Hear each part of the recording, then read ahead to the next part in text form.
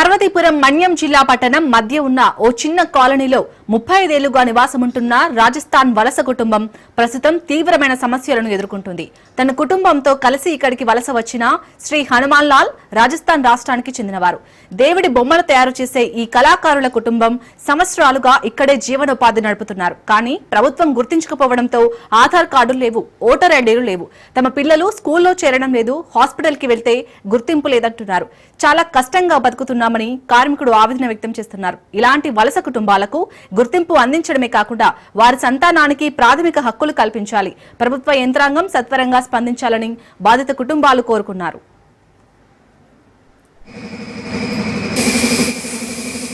ఇక ఇదే అంశంపై మరింత సమాచారాన్ని మా ప్రతినిధి సూర్యప్రకాష్ అందిస్తారు. పార్వతీపురం మన్యం జిల్లాలో అయితే ఒక విషాద ఘటనలు అయితే చోటు చేసుకుంటుంది. ఎప్పటి నుండో గత 35 ఏళ్ళుగా అయితే పార్వతీపురం ప్రాంతంలో అయితే ఇక్కడ ఒక కుటుంబం అంతా కూడా ఇక్కడ వాళ్ళ యొక్క వ్యాపార నిమిత్తం అయితే రాజస్థాన్ ప్రాంతం నుండి ఇక్కడికి చేరుకోవడం జరిగింది. కానీ వాళ్ళ యొక్క విద్యార్థులు వాళ్ళ పిల్లల భవిష్యత్తు కోసం అయితే విద్యను అందించడానికి అయితే ముందుకు తీసుకెళ్లే ప్రయత్నం చేసేటప్పుడు అయితే ఆధార్ అనేది ముఖ్యం అంటున్నారు. అలానే వారి యొక్క పిల్లల యొక్క ఆరోగ్యం బాగోకపోయినా కూడా ఆధార్ అనేది ముఖ్యం. ఆధార్ అని చెప్తూ వాళ్ళ యొక్క జీవితం ఆధారం లేకుండా చేస్తున్నారనేది ఇక్కడ ఒక నిండు కుటుంబం అంతా కూడా ఈ స్థానికంగా అయితే బాధపడే పరిస్థితి అయితే కనిపిస్తుంది. అందుకు సంబంధించి ఎక్కడ చూసినా సరే మనం విజువల్స్ చూడొచ్చు.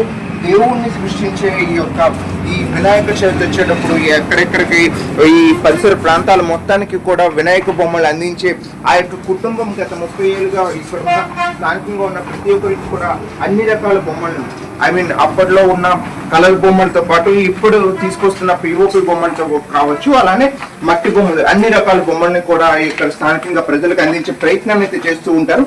అదే ఈ వ్యాపారంతో వాళ్ళు ఎన్నో ముందుకు తీసుకెళ్లి స్థానికంగా ప్రజలందరితో మమేకం అవుతున్నా కూడా వాళ్ళకి కనీసం అంటే మేము ఇక్కడ ఉన్నామనే ఒక నోటు, వాళ్ళకు ఒక భరోసా కల్పించడం కావచ్చు, మేము ఇక్కడ ఉన్నామనే ఒక గుర్తింపు కావచ్చు, ఇది ఏమీ లేకపోవడంతో స్థానికంగా వాళ్ళు అన్నిటికీ వెనుకబట్టు తనంగా ముందుకెళ్లే పరిస్థితి ఉంటుంది. ఎక్కడికి వెళ్ళాలన్నా కూడా ఆధార్ అనేది కావచ్చు, లేదా స్థానికంగా ఉన్న ప్రూఫ్స్ కావచ్చు అనేది అడగడంతో అయితే ఇక్కడ వాళ్ళంతా కూడా ఆవేదన అయితే వ్యక్తం చేయడంతో జరుగుతుంది. ముఖ్యంగా మనం విజువల్స్ లో చూడొచ్చు, చాలా క్లియర్ గా అన్ని రకాలైన బొమ్మలు వినాయకుడికి సంబంధించి రాబోతున్న వినాయక చవితికి సర్వం సిద్ధం చేసేందుకైతే ఇక్కడ ఎంత అందమైన చక్కటైన రూపశిల్పి చెక్కిన ఈ యొక్క వ్యక్తి వారి యొక్క కుటుంబ భవిష్యత్తు పోషణ కోసం అయితే నిత్యం కూడా ఎంతో ఇబ్బందులు పడే పరిస్థితి నెలకొనడం జరుగుతుంది.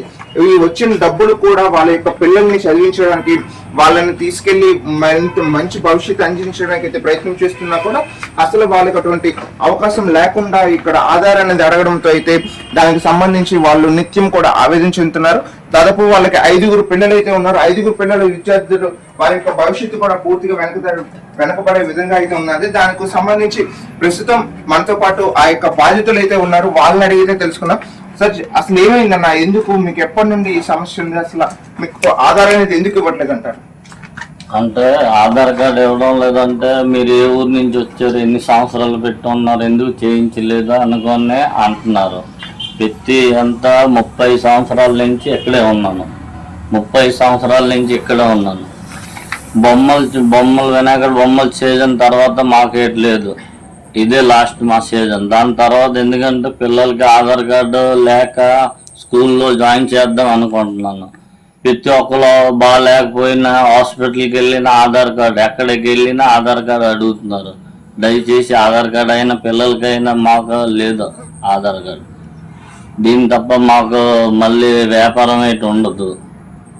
అంటే ముఖ్యంగా మీరు కోరుకునేది ఏంటంటే స్థానికంగా ఈ అందరిని కలిసారు ఎవరైనా అధికారులు, ఉన్నతాధికారులు?